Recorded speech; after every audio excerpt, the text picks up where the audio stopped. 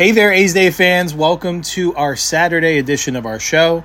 I'm your host, Joe Grotto. I hope each and every one of you made it through another productive and successful week. Today is December 13th. We got a good show for you. So if you tuned into our previous episode on Monday, you were aware that I had some concerns about their quiet behavior and dealings at the winter meetings. Well, on the final day of winter meetings, there was an announcement on Thursday of a move that the A's finally got done as they add some much-needed help to the bullpen, signing Mark Leiter Jr. to a one-year deal. We'll be sure to get to know him a little bit and discuss how he may factor into the 2026 equation. On Tuesday, the league held its annual draft lottery to determine the draft order for next year's MLB draft. The A's have secured the number 8 draft pick, and we will discuss who the experts project that they will select in that draft slot. Wednesday's Rule 5 draft has come and gone as well. Definitely a busy week down in Orlando, Florida.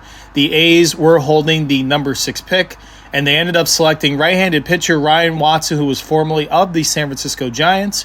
Before about an hour later, they traded Watson to the Boston Red Sox in exchange for 23-year-old infielder Justin Reimer.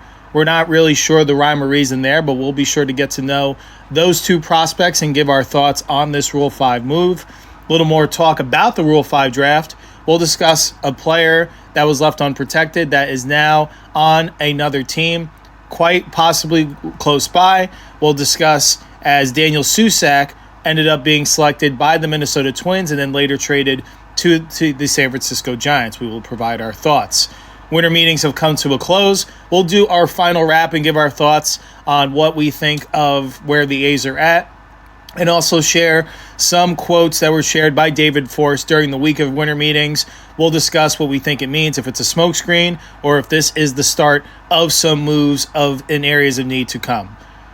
And before we get on out of here let you enjoy the remainder of your weekend, we will continue on with our series of this player in A's history as we are kicking it back to the 2000s and talking about former third baseman Eric Chavez. Holy Toledo, let's go A's.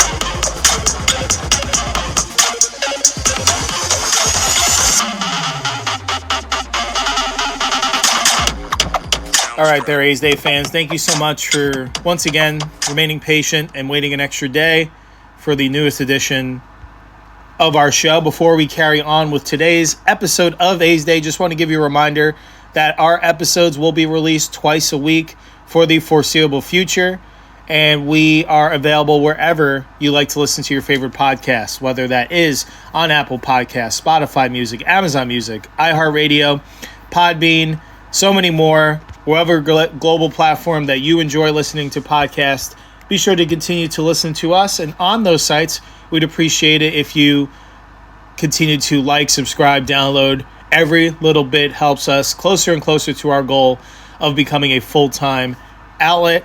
And be sure to check us out on our social media channels as well for additional A's content. Please check us out on Instagram at A's Day Baseball Podcast, on X, formerly known as Twitter, at A's Day Baseball. And be sure to check out our YouTube channel for video edition episodes. So if you're enjoying the audio side, we do provide video editions of each one. On our YouTube channel, it's A's Day. You'll see the green logo, just like you see wherever you can find us. And on our YouTube channel, it'll be, if you're watching this episode now, it'll be just like this logo. And be sure to become an official subscriber of A's Day. Check us out on our Patreon site, patreon.com/A's Day for just $2 a month.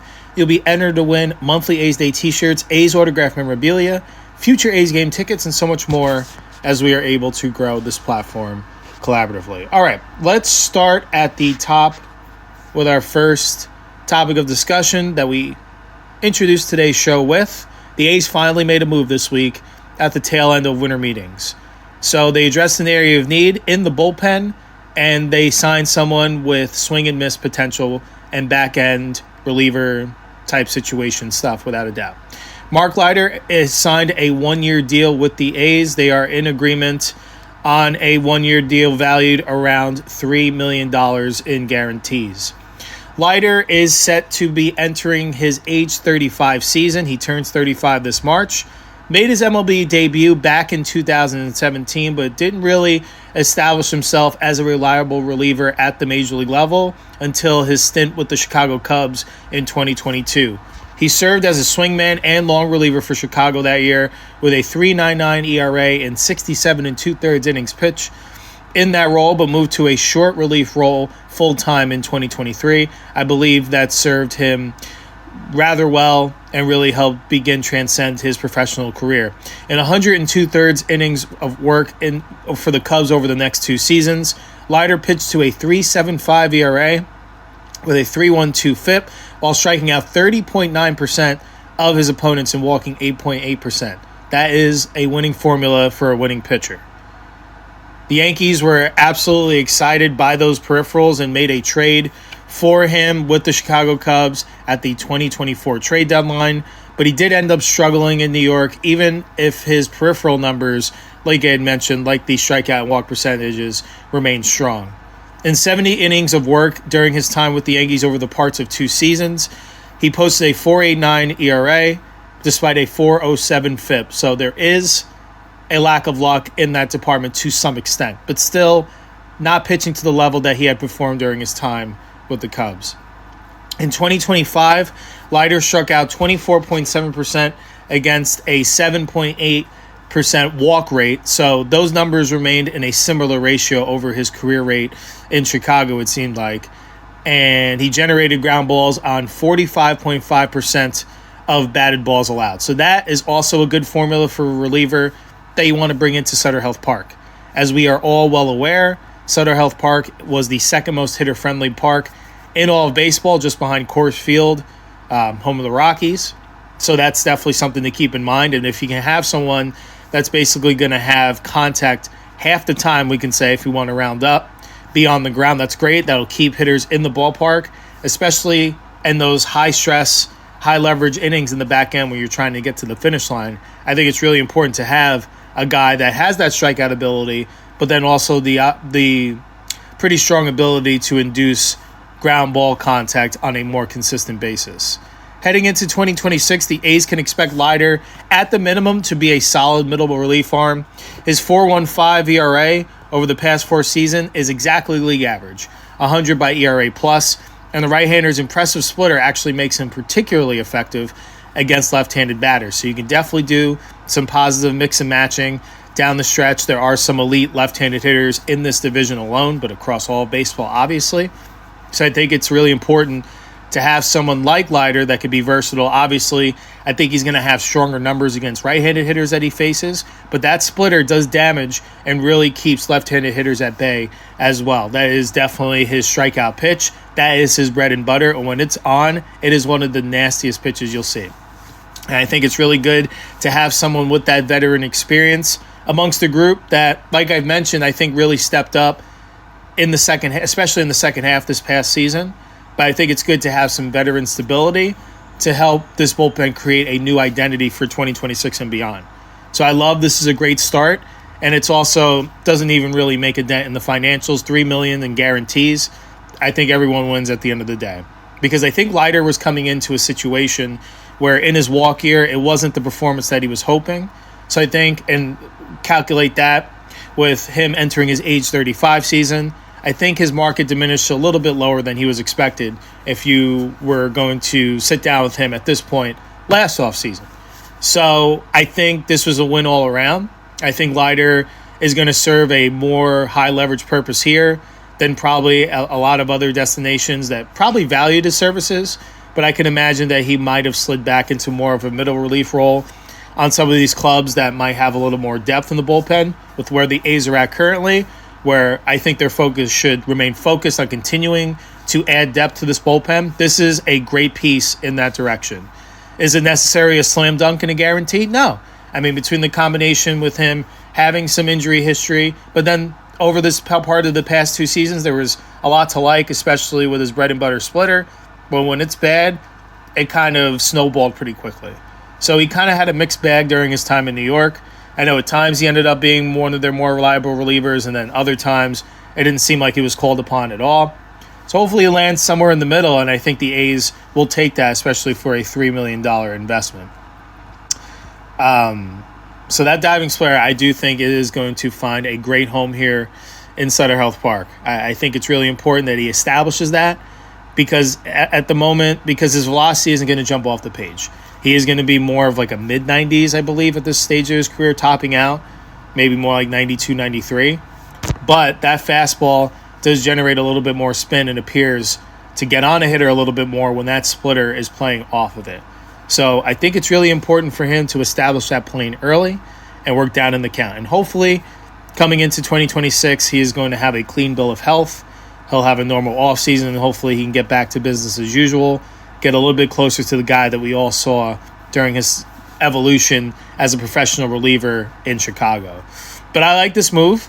Again, I don't think this should be their top move in the bullpen. I still want someone that they bring in with closing experience. And general manager David Forrest, and there's rumors out there that the A's have confirmed that's part of their focus too as well. So I'm glad that that discussion has been had, because as much as there have been a bunch of guys that have stepped up in that role, I think on the pathway to establishing a bullpen identity and culture, it's really important to have that veteran depth, but then also to have that closer that says, this is game over, you know it, and they lead by example. And I think there are guys that are still available, probably on shorter-term deals. Like, you can go in the Kenley Jansen direction if you want a guy for a year. If you think one of these younger arms that you got in that San Diego trade, or maybe, and we'll get to one of these guys later, maybe one of your Rule 5 picks, I don't know. If you want a bridge, but someone that definitely will, I think, is still pitching at a good enough level to be a closer in this league without a doubt. He's on his way to the Hall of Fame in Jansen. And I think what he can provide, even when he's not on the mound, in terms of knowledge of how to be a professional, how to get outs consistently, I just think that could be a one-year deal. They go in that direction. That could really be a foundation for a bullpen culture that's established over the long term beyond 2026 based on Jansen's influence. You can also go in the direction of a Pete Fairbanks, who I think will command probably more of a 2-year deal, and he's a little bit younger, so he's someone that you could see be a part of the future for a little bit longer, but definitely someone with that closing experience. I believe he had about 27 saves during his time with the Rays last year, and I think he's someone that showed longevity, some injury hiccups here and there, but all in all, I think he's someone that over the course of a season typically has shown durability and has shown a consistent presence to be able to get that 27th out and have that nastiness to him, that calm presence. So I could see the A's navigating in that direction, maybe one of those guys. Obviously now, Edwin Diaz in L.A., Robert Suarez signed with Atlanta to be the setup guy. So that department, at least in the free agency side, seems to be dwindling rather rapidly. So I would say over the coming weeks, expect the A's to probably add another reliever here. This is a good start. I do like Mark Leiter being in this role, most likely going to be their setup guy. I just hope, we don't hear the same song and dance once again in 2026 that we heard this past season. If it's familiar, obviously this is a smaller investment. There's also a 1-year deal, though. Brought in a fastball splitter guy, supposed to be the setup guy to get to Miller, and it didn't really get off the ground from the start. Injury problems, ended up on the injured list to finish the season, and is, I think, off in free agency. I'm not sure if anyone picked him up at Jose Leclerc. Hopefully Mark Leiter isn't that story, is what I'm saying. It kind of seems a little bit ominous, but I do think Leiter is in a bit better of a spot coming into this season as compared to Leclerc, the season he was coming off of. So we'll see how it all shakes out. Right now, from the optics, again, if this is their biggest move in their bullpen, I don't love it, because I do think there is more they can do. But in terms of what they need and they're addressing, there's more than one guy that they're planning on adding to this bullpen. I love Leiter being a part of that package. So I'm banking on him having a bounce back in 2026. Again, I don't think he's going to be necessarily at the peak of his powers, but I think the A's are going to have a lot more stability in that role than they've had in quite some time. So looking forward to seeing what Mark Leiter does in the green and gold. Welcome to Sacramento, and hey, we gave him the follow on Instagram. We follow all of our A's on Instagram. Mark Leiter, if for some reason you're already listening and tuning in, We would love to have you on the show and have our A's audience get to know you a little bit as the newest free agent addition to the Athletics. So welcome, best of luck in 2026, and looking forward to seeing what positive impact you provide this A's bullpen. All right, let's move along. Let's get to some other happenings that occurred during the week of winter meetings. So on this past Tuesday down in Orlando, the MLB draft lottery was held. So basically that system determines the draft order for next year's 2026 MLB draft, when teams have the opportunity to select college players, high school players, I believe international players too as well. They might have a separate, I think there's an international pool rounds built in. So this is an opportunity for teams to draft players to join their organization to begin their career in professional baseball. So the A's coming in, I think, had the fifth highest odds to secure the number one pick, but it was only in the 6.7% range. So their odds weren't very high, and it ended up going to the Chicago White Sox, who did, I believe, had the highest odds. The A's ended up being selected with the number 8 pick, so they actually slide back a little bit further than expected. And it seems like that's kind of been the theme of their history in terms of their luck with the draft lottery since its inception. Back in 2023, they lost 112 games and were tied with two other teams that had the highest odds to secure the number one pick.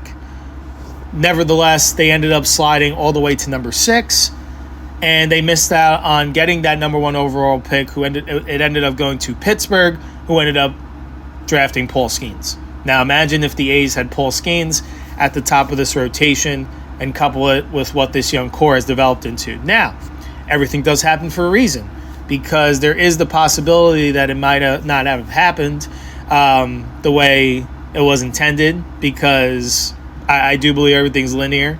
That if, let's say the A's end up drafting Skeens that year, they don't end up with who they selected with the number 6 pick, it could change your overall outlook on how your team develops from there. So I think this young core is in a great place, because with that number 6 pick, they actually ended up selecting Jacob Wilson, who already has been named an All-Star game starter this year and finished second in batting average. So I think he had and second in Rookie of the Year voting too as well. He had a very solid first full season at the major leagues. I think he is going to have a sustainable career over the course of a long time. So that definitely worked out there, even though they did slide back further than they expected. Still ended up with a very good draft pick that's already broken through to the major leagues. The A's were tied for the highest odds to get the first overall pick in the next year's draft too as well, but that ended up going to Cleveland in a bit of an upset, where Cleveland didn't have necessarily the highest odds. They ended up selecting prospect Travis Bazzana, but then ended up instead losing the lottery, quote unquote, and slipped back to the 4th pick. Guess who they picked with that one? Nick Kurtz. So maybe we talk about their misfortune of missing out on that number 1 pick. Maybe their fortune in another way is actually turning for the best for the longevity, because you slide back a few spots, but whoever you're going to get with that first round pick is going to be a very highly rated prospect, most likely. And it's someone that is definitely going to have a chance to crack a major league roster within the next 2 to 3 years. And with how baseball is trending now, it seems like even within a year of being drafted, we're seeing a lot of guys make their way and make their MLB debut. And we're seeing guys stick, like a Nick Kurtz. That's who they selected with that 4th overall pick. He's already in the big leagues. Oh, yeah, and all he did was hit 36 home runs this year, batted .290 in 117 games. We know the story.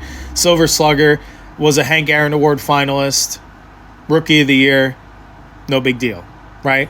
So, in fact, it seems like when the A's do drop back, they end up with someone that is going to be an all-star caliber player. And, hey, I believe things do happen in 3, so maybe who we are going to see them select this year is going to be someone that's going to make an impact in the nearer future than we may all be expecting. Speaking of, we're going to talk about, and this is according to the experts, an initial mock draft that we saw based on where these teams selected, which prospects would go where. And obviously, take this with a grain of salt.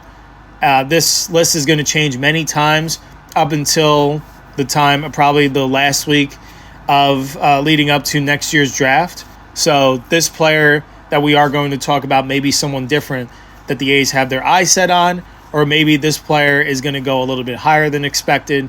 Things can absolutely change, and we'll discuss what we mean once we share a little bit about this guy.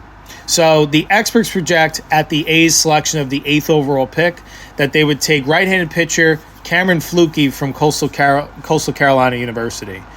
Fluke, he maintains a mid-90s velocity on his fastball deep into starts and tops out at 98 miles an hour with extreme arm side run and carry. His high 3/4 arm slot allows him to stay on top of his upper 70s curveball, which is so much downer break, that it can be hard to keep it in the strike zone consistently. It's a good 2-strike pitch.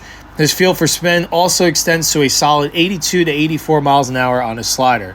His mid-80s changeup lags behind, in honest opinion, behind the remainder of his repertoire, but it's something that becomes difficult when he throws it close to the plate, especially fading away to left-handed hitters.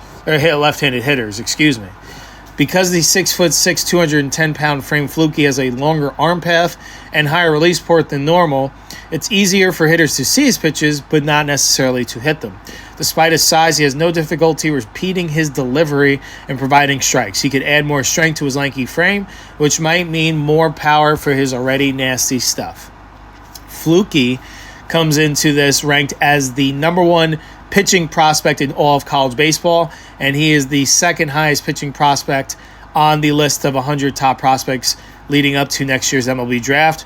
He is behind a high school prospect who I believe is 4 slots higher than him. So Fluke, off his 2025 campaign at Coastal Carolina, was solid. He pitched in 18 games, made 17 starts, pitching to an 8-2 win-loss record with a 3.19 ERA. In 101 2/3 innings pitched, he issued 24 walks, 118 strikeouts, and went the distance once. Certainly, he's a promising prospect for an organization in the A's that continue its search for developing pitching depth. Is this the guy they end up with? I think this is a little bit wishful thinking. I do think there are going to be teams ahead of him that I think are going to want to bring Fluke into their organization, if I'm going to be completely honest. But, like I mentioned, part of their luck of slipping lower in the draft lottery has led to them getting to some all-star caliber talent. Like I said, things happen in 3. Maybe Fluke does fall 8 spots to the A's. I think it's a little bit unlikely, and I think we'll do a deeper dive as we get closer to next year's draft to determine who we think are some of the best fits that the A's should be looking for. Again, I like this projection because, Fluke being regarded as the best college pitching prospect, you want the best available in your organization, obviously for your team's consistent success. But then those type of players, their work ethic, their talent, it rubs off on the room and the organization around you and creates those positive, consistent winning habits. So you always want to go out there and get the best available, especially in your biggest area of need, which is pitching depth. You're liking a lot of what they're doing on the offensive side of things, and I like where they've shifted their focus, where I believe that they are adding arm talent to their organization and basically bringing in guys to do a full evaluation through spring training and through the season to see who are going to be the mainstays to help this team get into postseason considerations and into postseason games and get closer to being that championship organization once again. So I like that this projects that they would take a pitcher, and no matter at one point this year if those names change, I hope I always see it being projected as a pitcher, because that, I can tell you now, not to give too much away for a future episode, but I believe they should select a pitcher with this 8th pick. I do believe that they're doing a good job of adding depth to the organization. We're seeing guys like Gage Jump make their way through. Jamie Arnold is going to be ascending, I think, rather quickly. So I like that they're accumulating draft picks on the mound, and I think they continue to need to do that until they're in a place where I feel like they are abundant with talent for their rotation and their pitching and their bullpen too as well. And I do think they still have some work to determine all of that. I think they're taking the proper steps. That stuff does take time. But I would love if Fluke ends up in A. I would get very excited. We would do an emergency episode and talk about him being selected with the 8th overall pick. And we do believe that he could be one of those guys, especially over this year, where we do believe he is going to add some strength. So he does have a major league ready body, more prepared. because the duration of a major league season is certainly substantially longer than a college season, and the rigors of that go hand in hand with how ready are you going to be, obviously mentally, but also physically. So I do think Fluky does have a little bit that he can add to his 6'6" frame, and I think be an even more promising prospect heading into next year's draft and beyond. So we'll be sure to continue to monitor this, especially as it gets closer next year, and we're looking forward to continuing to see the A's plant the seeds for the foundation of their future. All right, let's get to some Rule 5 draft talk. It was kind of busy for the A's, but it kind of left us scratching our heads at the end of the day, so we'll provide our thoughts there. So the A's in the number 6 pick, so they basically how the Rule 5 draft works. Every team gets one pick of someone that is MLB caliber, and then they have 3 phases of players that you add to your minor league system. So the A's were in the number 6 pick for the first round. Well, for all 4 picks or rounds they were able to select, but for the first pick, for the guy that would have the potential to crack the major league roster and be added to the 40-man roster, they selected right-handed pitcher Ryan Watson, who was formerly of the San Francisco Giants. And about an hour later, they traded him to the Boston Red Sox in exchange for 23-year-old infielder Justin Reimer. So I remember as soon as we got this news, we started getting to work on doing some research and learning more about who Ryan Watson was and where he came from in terms of with the Giants organization, and to the point of our excitement that we saw him as someone that was going to be added or at least have an opportunity to win a job for the 2026 A's bullpen, maybe serving a role in that middle relief role. He definitely has the potential to do so. I don't believe he's cracked the major league roster yet, but he is someone that's definitely ascending in that direction. And again, like we were just talking about earlier in this episode, that the A's area of need is stockpiling arm talent to add depth to their bullpen, to their overall pitching staff throughout an organizational stance-wise. And I'm not sure what they were thinking here. We'll get into it a little bit. But for those that are curious, Watson is a 28-year-old righty reliever, like I said, formerly with the San Francisco Giants organization. This past season, in 50 2/3 innings pitched, he pitched to a 4.26 ERA, a 1.46 WHIP, striking out 64 batters, walking 16, and racking up 9 saves in the Pacific Coast League, which that is a much more impressive line than the eye meets. I do know that ERA seems a little bit high, but in terms of Pacific Coast League standards, that's one of the lower ones you can see because that league is considered the most hitter-friendly league across professional baseball at the minor league level. So those are pretty good numbers. You can see the strong strikeout rate and not really issuing too many free passes. I think he would have had a good opportunity to win a job here with the A's, so I'm not really sure what went into this trade. The Red Sox are most likely going to use the 6'5" Watson in more of a lower leverage middle relief role if he does end up making the opening day roster. I do think Watson is going to get an opportunity there too as well. I just do think there was more, I'd say a few more opportunities here with the A's. So as for Justin Reimer, he is an infielder. He primarily this past season played second base, third base. He was drafted as a shortstop. We'll get into why he is making the transition off of that position a little bit. He's also 23 years old. He was in the Red Sox organization, played this past season at AA Portland for the Sea Dogs. He is on the smaller side. He's a smaller athletic frame. Needs to add strength. Likely will always be on the thinner side as his frame does not look like it can support much added size. Simple swing mechanics and short, compact swing, contact-oriented approach with strong bat-to-ball skills. Tends to slap at the ball and makes a lot of contact on the ground. Rarely swings and misses. Advanced approach and pitch recognition. Sees a lot of pitches and will take what the pitcher gives him. High walk rate in the low minors, but it will be interesting to see if that holds as he moves up and pitchers challenge him a bit more. Needs to hit the ball harder, as right now he primarily finds gaps with weaker contact, more of a top spin type of hitter. Potential above average hit tool with added strength. He does have fringe average speed, solid base running instincts, but not a major stolen base threat. Smooth fluid actions, solid range and instincts, and has a reliable glove. comfortable charging or ranging in either direction, has the actions and range for either middle infield position, but his lack of arm strength will likely continue to push him towards being a primary second baseman. Lacks arm strength for shortstop and even on the light side for second base, but more than passable there.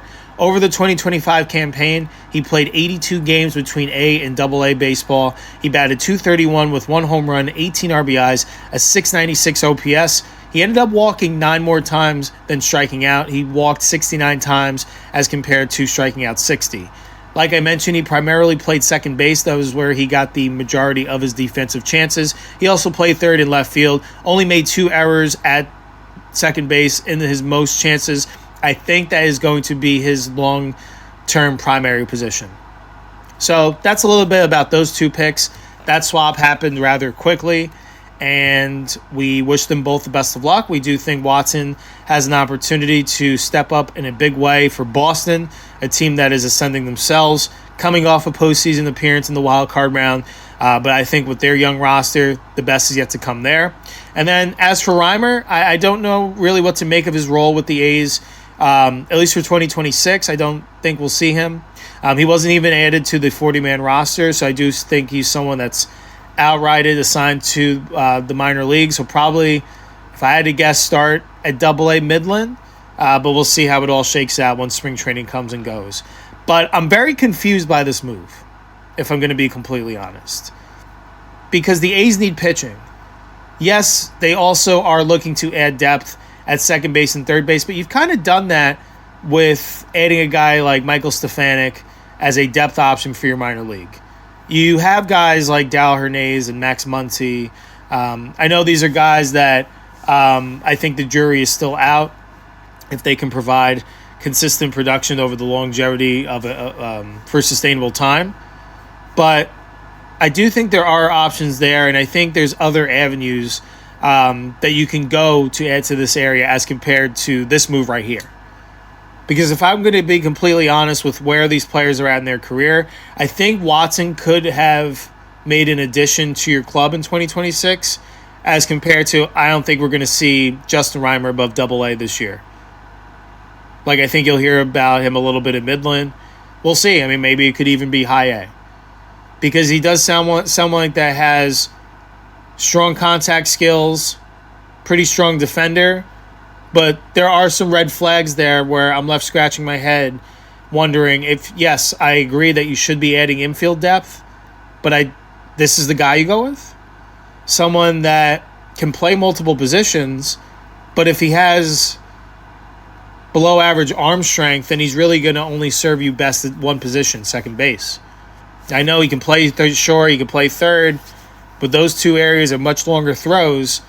And if there are even concerns about the arm strength from second base, let's say if he's ranging up the middle to his backhand side to try to make that play, if there's concern there, I'm not sure what gave the A's the green light to do this, what really stood out to him. I know potentially they're looking to get more high contact rate guys into the system, and guys, especially I guess maybe they like the way he works the count, and he does get on base at a pretty high clip. He walks at a high rate.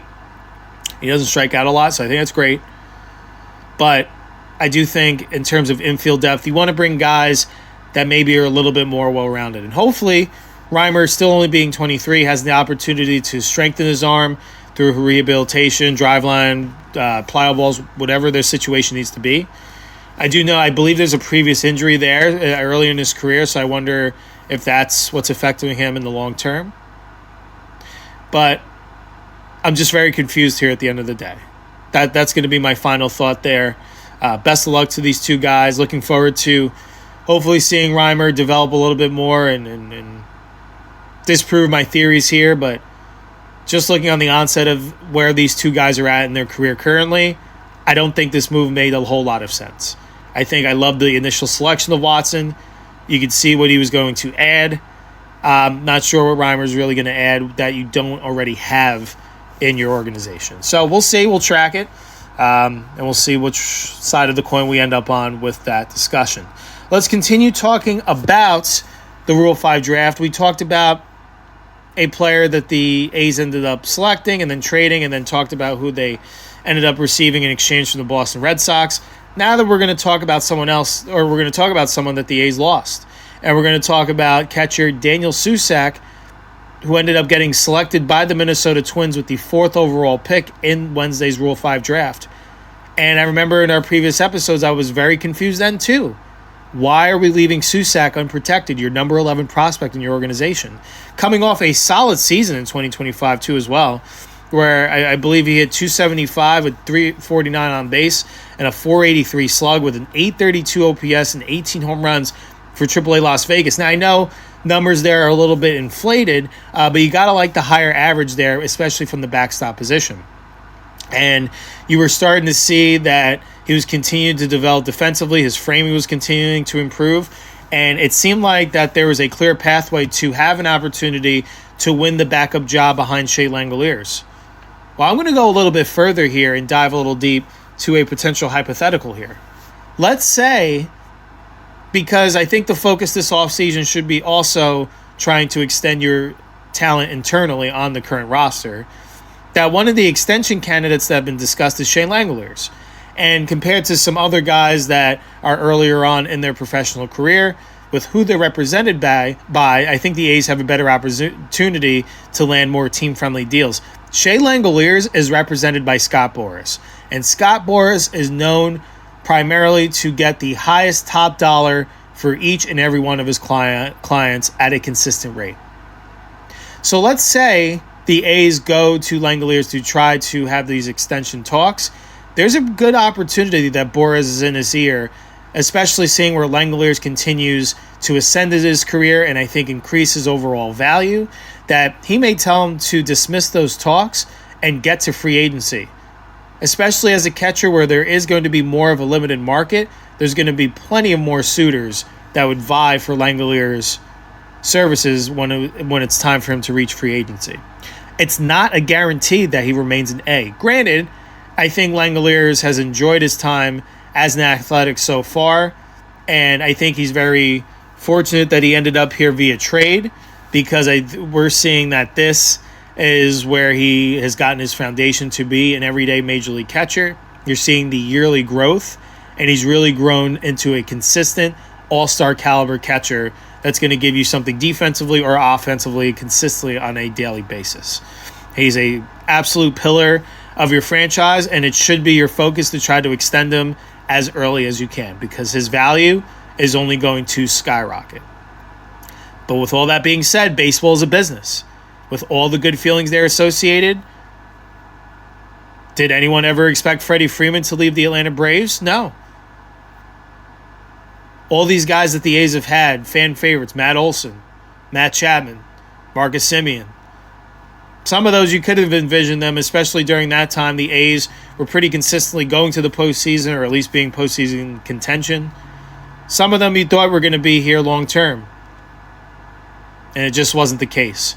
And that was just a different, I think, mindset from that era of ownership. And it seems like that mindset has flipped, because there is more of a willingness to extend their talent internally. They've done that. They began last year, extending Brent Rooker, Lawrence Butler. I think there's an opportunity for guys like Nick Kurtz, Jacob Wilson, Tyler Soderstrom.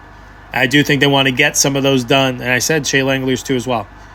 But the business side of things, if you don't get one done with Langoliers and he hits the open market and he gets priced out by some other team, then you might be left out with your catcher. And that could be a glaring hole for a team that's ascending.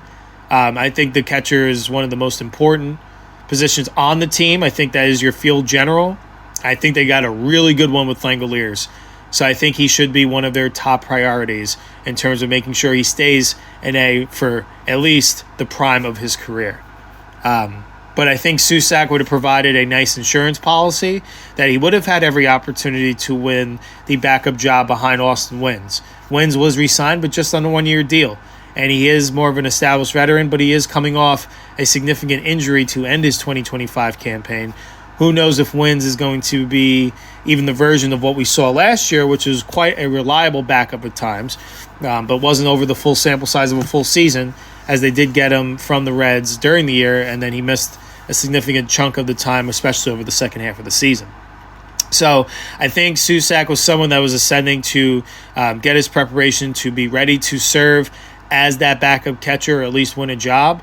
but now he's going to get that opportunity elsewhere, as he did end up getting selected by the Minnesota Twins, but then the Twins swung him in a trade with the San Francisco Giants.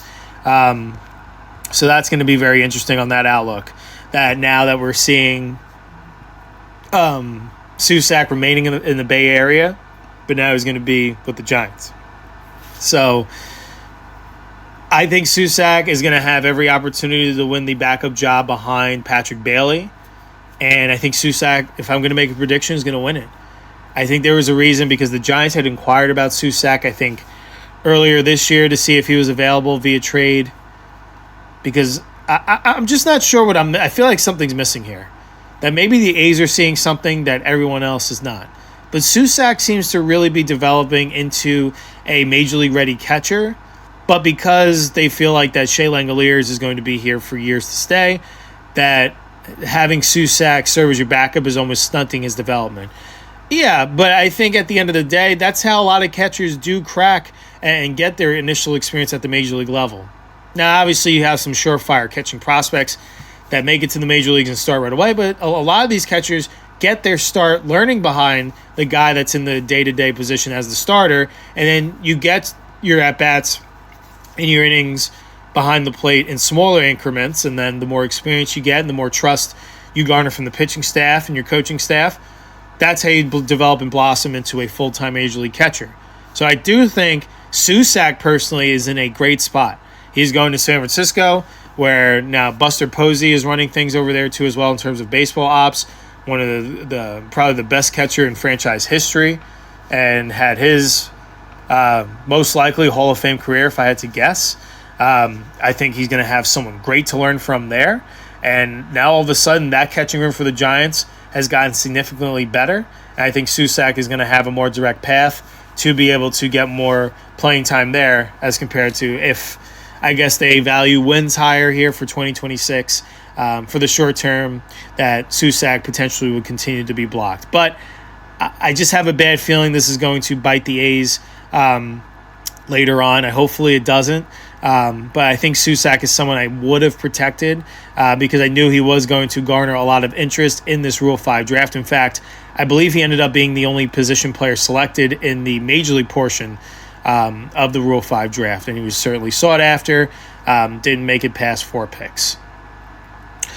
All right, let's talk about now, continuing our Rule 5 draft, let's talk about who they added and lost during the minor league phase of the Rule 5 draft. So the A's continued their focus on adding pitching. They added 3 right-handed pitchers in the minor league phase of the Rule 5 draft. They added Abel Mercedes, Darwin Pinales, and Jorge Marcheco in that order of this phase portion. Let's start with Mercedes. This is who I am the most excited about. All 3 of these guys are 23 years old. Mercedes was formerly of the Houston Astros organization. He is regarded as a hard-throwing relief prospect known for touching 100 miles an hour plus on his four-seam fastball, dominating with strikeouts. Back in 2024, he struck out 74 in 45 and a third innings pitched. But he has continued to struggle significantly with walk issues, making control his key area for development in order for him to reach elite status in a bullpen role. Scouts praise his raw velocity and unhittable stuff when he's able to locate, highlighting potential as a high-leverage reliever if he can refine his command. So some of his highly praised attributes, like I mentioned, are his elite velocity. Was one of the hardest throwers in all of the A's, or in all the Astros minor league system. And they are a pitching factory, so that means something there. Continues to post a high strikeout rate. He can certainly consistently miss bats with an impressive K per 9 number. Definitely with that unhittable potential, but needs to significantly improve in the command area. And hopefully the A's, they're certainly taking a chance here, but hopefully when they get their hands on him, some guys just have a certain trigger word that helps them, the light bulb go off, and they find something that clicks and helps them progress more and more into a consistent professional pitcher. Over the 2025 campaign, he appeared in 30 games. He pitched to a 2-0 win-loss record with a 4.35 ERA. In 41 in the third innings pitched, he issued 48 walks, so the walk issue continues. 66 strikeouts to still that high strikeout rate, and a 1.86 whip. So I do believe that is something that when the A's get their hands on him, they are going to talk location. They know he can throw 1,000,000 miles an hour, and his profile does have him projected as a potential elite closer someday. So I love that the A's were able to select this type of pitcher in the first round of the minor league phase of the Rule 5 draft. This is a good opportunity that you're going to add depth to your organization, but it's good to take some chances too as well.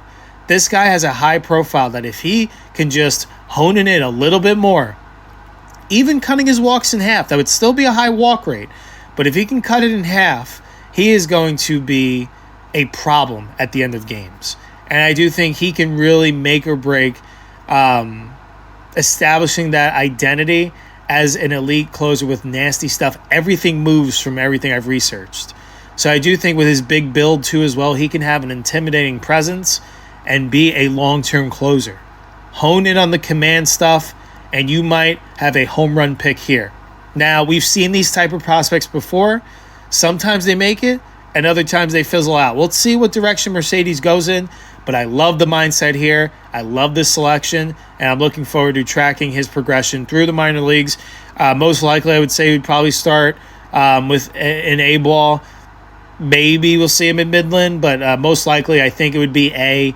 That's a good area for pitchers to continue to work on their development, and I think that would be a good area for him to find the strike zone more times that he has in his professional career so far. But really excited about this pick.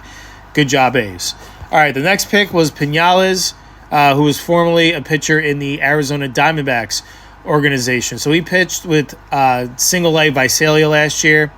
In his career, he has struck out 229 batters in 186 2/3 innings. He's also appeared in the California League for 4 consecutive seasons, 2 while he was in the Los Angeles Dodgers organization, and has walked almost a batter an inning. Dodgers pulled the plug on him after 2023, and the Diamondbacks ended up doing the same, leaving him unprotected from this year's Rule 5 draft. Over the 2025 campaign, he appeared in 35 games, pitching to a 1-3 win-loss record with a 5.90 ERA. In 39 2/3 innings pitched, he issued 32 walks, striking out 56 batters, a 1.59 whip. I think this is a project. This is another chance. So I'm not excited. I'm not disappointed at this pick. I do think this is almost like a let's see what you got. So he'll start with the A level. I do think this is an innings-eating type arm. I don't think he is going to be someone that's going to be a high-end reliever or anything like that. I think this is just kind of adding depth to your organization when you're at times of need and guys are moving up, guys are getting shifted down, injuries happen. You need to have a plethora of arms available. So I do think that is where Pinales lands, and we'll see if he can uptick his value a little bit starting in 2026. And then with their final pick in the minor league phase was right-handed pitcher Jorge Marcheco, who was formerly of the Los Angeles Angels of Anaheim organization. Undersized but crafty right-handed pitcher, formerly of the Angel system, like I mentioned, relying on excellent command, deception, and a funk in his delivery. So he alters his arm slot, alters his pace too as well. To succeed despite below-average fastball velocity, which ranges somewhere between 88 and 91 miles an hour. He features an average slider and feel for a changeup with potential as a back-of-the-rotation type starter if he adds velocity and a more reliable breaking ball. So he does have elite command for his age, great feel for pitching, and ability to locate his fastball for chases in 2-strike situations. He works well with deception and a pitch mix of a fastball slider with a sweepy slur variation. He throws it in 2 different ways, and he continues to develop his changeup plus an occasional slow curve for a change of pace. So he definitely slows it down, speeds it up to try to alter hitters' timing. And I think that's a great thing to do when you are someone that might not be featuring a 95-plus mile-an-hour fastball. You have to get creative, and I do think that is what Marcheco has done in his career thus far. I do think if he wants to crack the Major League roster, there is going to be a need a little bit uptick of velocity. Nothing crazy, because I do think you are starting to see guys come back a little bit more, the low 90s range, trying to get these hitters off timing that are so accustomed to seeing 98 to 100 miles an hour daily that now that they're geared up for these higher velocities, there is that mindset that there may be more of a return of guys throwing upper 80s, lower 90s to try to create that confusion for hitters when they're in the box. But I do think with him where he's at now, I do think he is going to need at least maybe if he shows a 93, you can see him as that back of the rotation type starter as he is projected by scouts. But I like this pick. There is someone that is an innings eater. I don't think is someone we'll see at the Major League roster for quite some time, but I do think once he does make that journey, I do believe we could see him in that Mitch Spence type role where it's either a back of the rotation type of guy or a long reliever, kind of serving that swingman role to eat innings and save your bullpen on days when they may be more taxed than others throughout the course of the long season. I love they continue their focus on bolstering pitching depth in the minor league phase. I have a lot of high hopes for Mercedes. The other two we'll see. I don't think I get as much of the needle moved as Mercedes can potentially do, but I think they continue to focus on this area of need. And I do think they are doing a good job of assembling talent, seeing who's going to stick and who's not. And the way to do that is bring in a high volume of guys for overall evaluation for the long term. So I love it. I think they did a good job. Aside from their major league pick and leaving Susac unprotected, I still think I am still scratching my head in those two areas. But nevertheless, I think they end up on a positive note. And best of luck to the 4 new members of the A's. I believe all 4 are going to play ball in their minor league system. We'll see who ends up at A level and who ends up at Double A. Let's wrap up our winter meeting thoughts as we continue to move along. The winter meetings were held this past week, ended on the 11th, this past Thursday. This is, if you're not super familiar, it's an opportunity for teams to have the discussions to be held and contracts to be signed by current free agents, laying the foundation for future deals to come in the coming weeks, offers, all that good stuff. So, this is where we're at. The A's coming into this week, and especially at the conclusion of the first day when we released, and I know earlier on today's show I said Monday's episode, it was Tuesday's show, but when we exited that episode, one of my lasting messages is over the next couple days, and by the time we record this episode for our newest edition of A's Day, that the A's need to be engaging in some sort of discussion. We need some activity because at the time, they weren't tied to any rumors of them adding any talent. It was only really Severino being available potentially on the trade block, or not even that, but the teams that would be interested in trading for Sevy's services. It was more that. But nothing where, the A's are in the discussion for this second baser or this starter. Nothing. We didn't hear anything. But they ended the week on a good note. They had a busy week, after determining draft lottery spot, their selection in the Rule 5 draft, and then now concluding winter meetings, signing Mark Leiter to a 1-year deal. If they didn't do that, that would have been very concerning to me.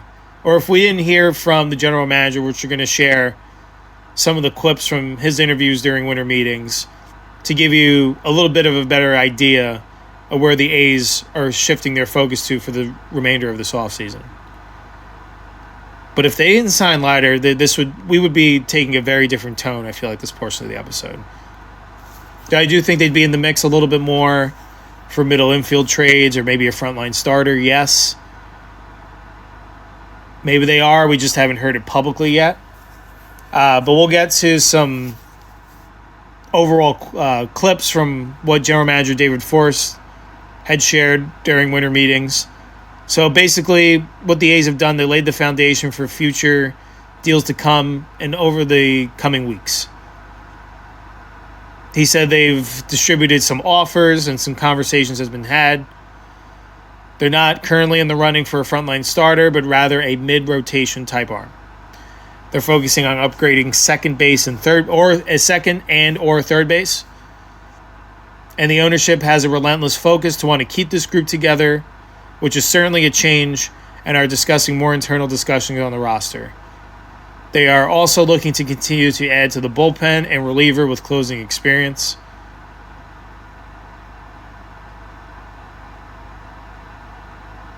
I'm not really sure here. And I do think there's a glimmer of hope because Mark Leiter, hopefully that's the signal of things to come. And I appreciate Forrest being very forthright with information about at least his mindset of how to build this roster for the 2026 season. But something's throwing me off a little bit here. Why are they not in the discussion for a frontline starter? Pitching has been their biggest area of need for quite some time.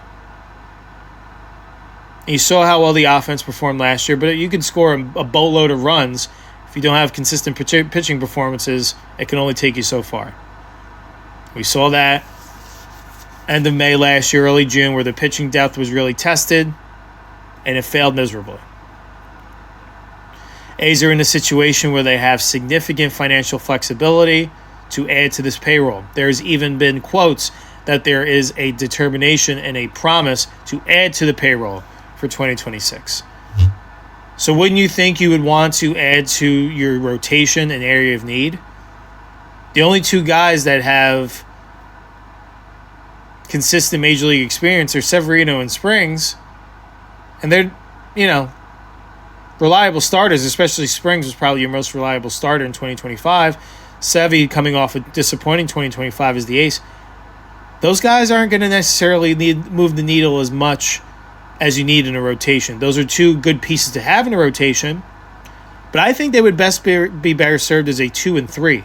That would make this rotation deadlier. Go out there and get an ace. Why not? Why not?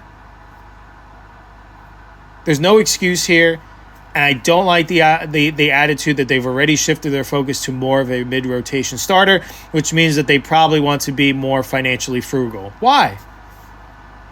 This is a team that is ascending. Add to it now. You have that positive momentum now.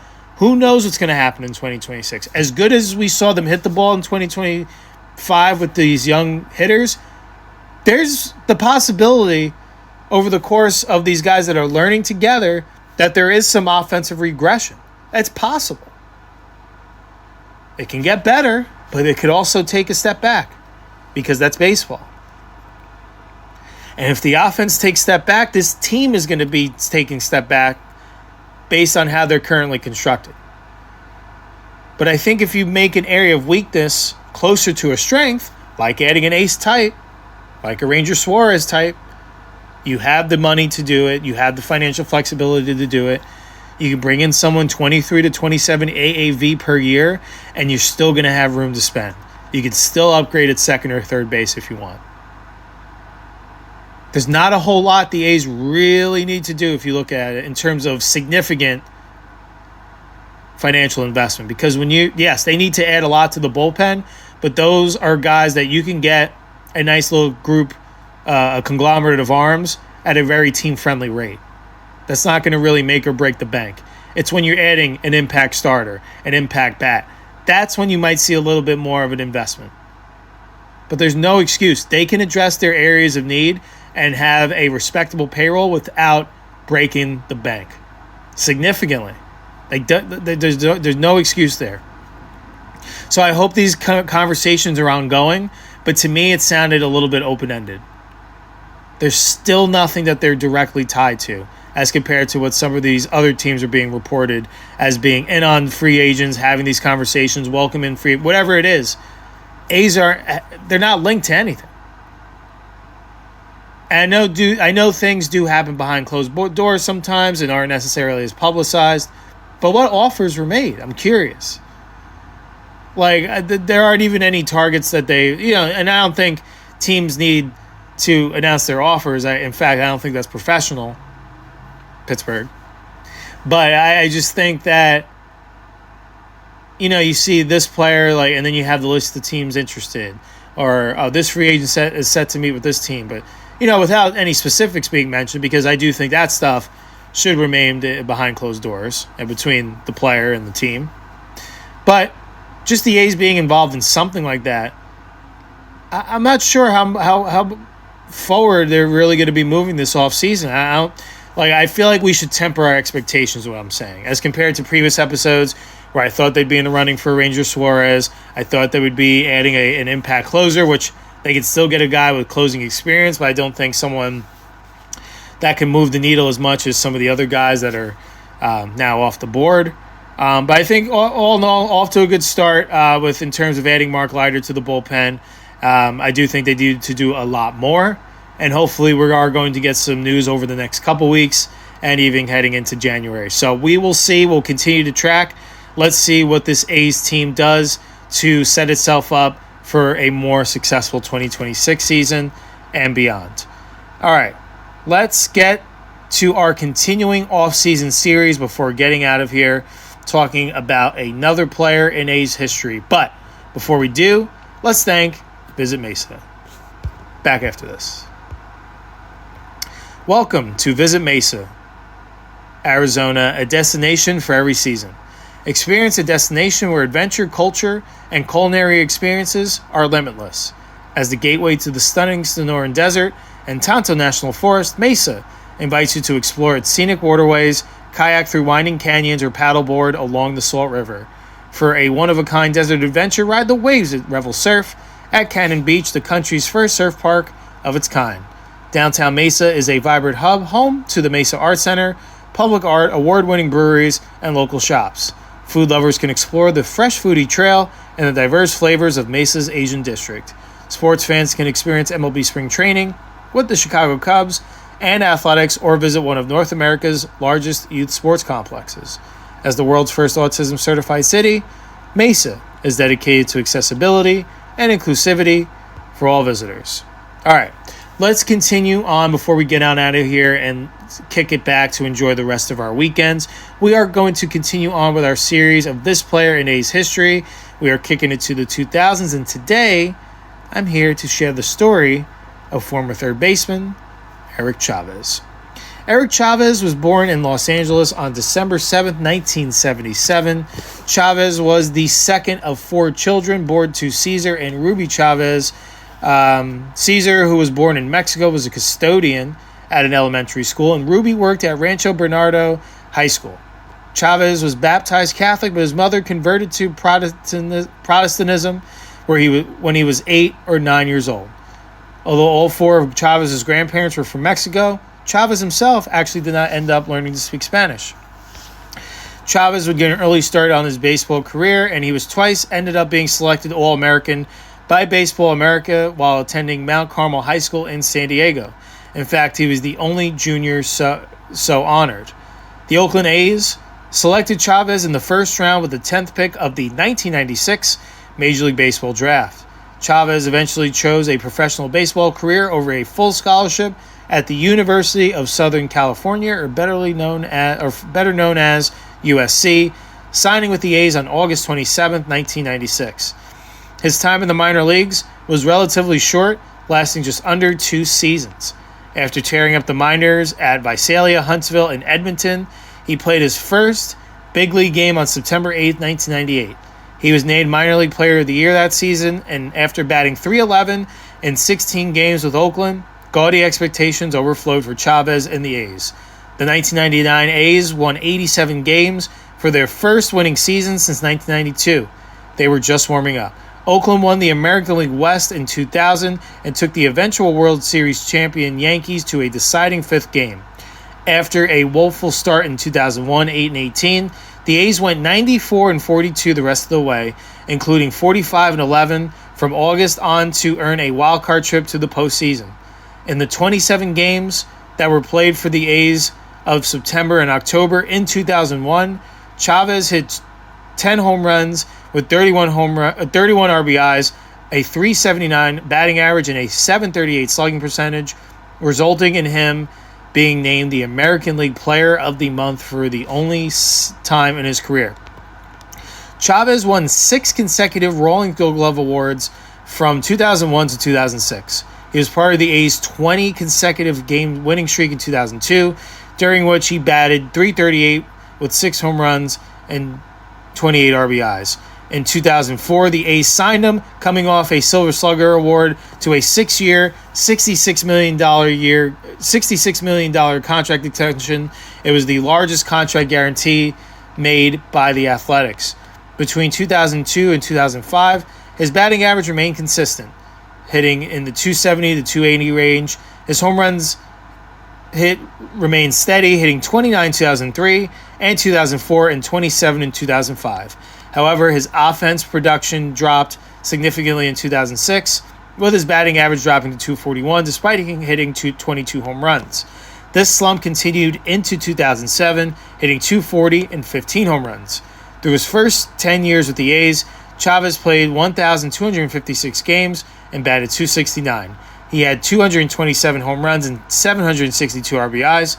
Chavez batted .250 and slugged .445 in April and May combined, but batted .294 and slugged .544 in June, July, and August, continuing a constant theme in the Oakland A's organization in that they are a second-half team. He started the 2008 season on the disabled list due to back pain. He was activated from the DL on May 29th. On July 2nd, he was placed back on the injured list, again with right shoulder inflammation this time. On June 14, 2009, Chavez was placed on the disabled list once again due to back pain, this time out for the remainder of the season. Chavez would go on to become a free agent at the conclusion of the 2010 season when the Oakland A's declined a club option to keep him on the roster for the 2011 season. He had the longest continuous tenure as an Athletic at 13 years and second overall total behind Rickey Henderson's 14 years. Over the course of his final 3 years in Oakland, unfortunately, he would only play in 64 games. Chavez would go on to play 4 more seasons in a bench role split between 2 seasons with the New York Yankees and 2 with the Arizona Diamondbacks. So he did end up staying involved in baseball post-playing career. On February 26, 2015, Chavez was hired as a part-time color analyst for Oakland A's telecast on Comcast Sportsnet California. At the time, USA Today reported that Chavez would team with play-by-play announcer Glenn Culper to call 20 games during the 2015 season and would also serve as a pregame and postgame studio analyst for the channel. Chavez also served as a special assistant to Yankees executives Brian Cashman and Billy Epler during the 2015 season. His claim to fame for that season, he was instrumental in scouting Didi Gregorius, his former teammate in Arizona, who would end up being a New York Yankee. When Epler became the general manager of the Los Angeles Angels after the 2015 season, he hired Chavez as a special assistant. On August 5, 2018, the Salt Lake Bees announced that Chavez would replace Keith Johnson, who was promoted to the coaching staff of the Big League Angels. On December 22, 2021, the Yankees announced that they had hired Eric Chavez as an assistant hitting coach. On January 22nd, January 6, 2022, however, the New York Mets hired Chavez away from the Yankees and named them their hitting coach. After the 2022 season, the Mets moved Chavez from hitting coach to bench coach, and Jeremy Barnes took over as hitting coach. Chavez was later moved back to the hitting coach position following the 2023 season and was most recently fired by the New York Mets serving his role as hitting coach following the 2025 season. Some fun facts about Chavez. He did hit for the cycle on June 21st of 2000. He went 4 for 4 and hit for the cycle, a single, double, triple, and home run for those who might not be familiar, against the Baltimore Orioles. He was also the most recent A's Silver Slugger Award winner back in 2002, until Brent Rooker won the hardware a designated hitter in 2024, and Nick Kurtz won it at first base for his performance this past season. Over the course of his career, Chavez, in 17 professional seasons, played in 1,615 games, batting .268 with 260 home runs, 902 RBIs, and 818 OPS. He accumulated 1,477 hits, 318 doubles. Over his A's career, 13 of those seasons were played in Oakland. He played in 1,320 games, batting .267 with 230 home runs, 787 RBIs, 1,276 hits, 282 doubles, and an .821 OPS. Like we mentioned, he was a 6-time Gold Glove Award winner. He won those consecutively from 2001 to 2006. Also took home the 2002 Silver Slugger Award. And here is how Chavez ranks amongst the Athletics franchise pantheon of statistics. So he is 6th all-time in home runs, 7th in RBIs, 14th in runs scored, 15th in hits, 7th in doubles, 16th in walks, 10th in slugging. Eric Chavez certainly was a household name during his time with the A's, an absolute vacuum cleaner of a defender at third base, and he had some elite power at times for sure. But he definitely had all the tools to be a consistent contributor to a winner. And I think Chavez is someone that I always enjoyed watching growing up, and definitely one of those guys that you thought was going to be a lifetime athletic. He almost was. I mean, 13 out of 17 seasons is pretty solid, and you see that happen to a lot of guys at their end of their career where the team that they drafted on with maybe wants to move on in a different direction, but that player still wants to play professionally. And so he ended up ending his career with 2 seasons with the Yankees and 2 with the Diamondbacks.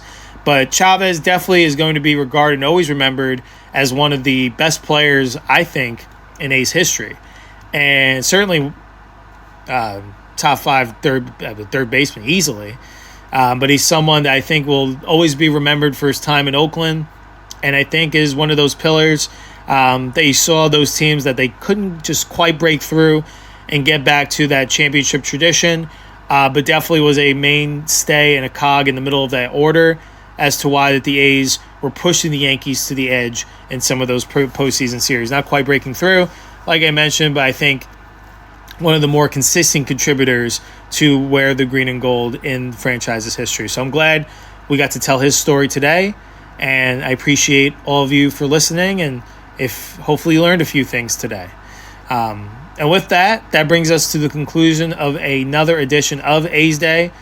Again, thank you for being patient with us, waiting an additional day for the newest episode of A's Day, but we wanted to make sure that we stick to our promise of 2 episodes per week, and there was certainly plenty of buzz in A's offseason news throughout this week, so we are thankful that we were able to share and discuss our thoughts on A's happening with you once again in the midst of this wonderful weekend.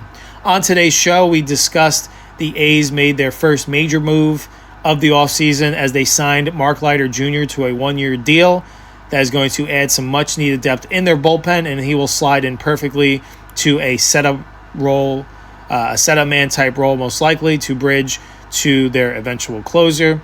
The A's were participated just like every other team in this earlier in the week, the draft lottery. The A's ended up with the number 8 pick. We discussed the prospect that experts currently project them to take with the number 8 pick. The Rule 5 draft is come and gone. We talked about who the A's initially selected in Ryan Watson. They ended up swinging a trade with the Boston Red Sox, getting Justin Reimer in return. We learned about who those 2 prospects are and what kind of factor they may provide in 2026, and gave our overall thoughts on what we thought about that Rule 5 draft trade. We also shared who the A's lost. They ended up losing Daniel Susac in a trade with in the Rule 5 draft. He was selected number 4 overall by the Minnesota Twins. Ended up being moved to the San Francisco Giants in a Rule 5 draft trade themselves. So we are going to see Susac have an opportunity to be the backup catcher right here in the Bay Area. We gave our wrap-up of thoughts on kind of a mixed bag for the winter meetings performance from the A's. Shared some thoughts on what David Forts gave us an insight into what the remainder of this offseason may look like in terms of offers and deals getting done to improve this club. And then we wrapped up our newest edition of A's Day, continuing on with our series of this player in A's history. We kicked it back to the 2000s and talked about third baseman Eric Chavez. We'll be back behind the mic for Tuesday's episode. Once again, we'll be back Tuesday, not Monday, just based on our current work schedule. Mondays are kind of going to be booked up for the foreseeable future. And we do love giving the news cycle a day to get going. Sometimes moves that get done on Monday. So we want to be as up to date as possible. So we are going to play around with this, especially in the off season, to see how we like the Tuesday episode. So we are going to be back Tuesday this week. If there are any weekend transactions or Monday transactions that do go on, we'll be sure to update you here as quickly as possible. And we're going to just do a quick check-in on the offseason. Where do the A's go from here? We do know there are still some areas of need that need to be addressed, with a flurry of moves that have been going on league-wide. We are going to cast the net and see what free agents are available, and we'll take a look at some trade rumors to see if the A's can fling themselves in there to line up with a trade partner to be able to improve their club for 2026.